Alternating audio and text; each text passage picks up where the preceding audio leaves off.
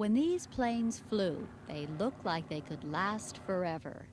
But as years went by and technology moved forward, many of them ended up looking like this. This pile is the wings for the Ecker flying boat, built around 1912. Here at the Smithsonian Institution's Paul Garber facility in Suitland, Maryland, historic aircraft like this flying boat are restored, many to take their places in the National Air and Space Museum.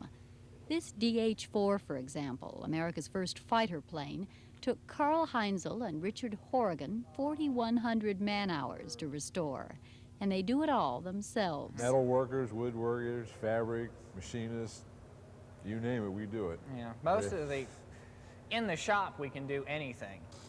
When a part is missing, it has to be made by hand, sometimes turning the specialists into sleuths. Quite a bit of detective work, so to speak.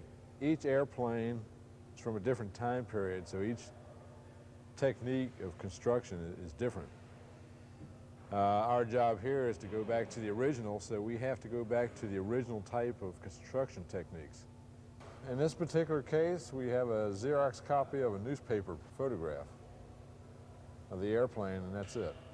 Curators help with the research, providing the details visitors never even see. A lot of times all the people can really see is a paint job, but the whole airplane is there and it's pretty much ready to go.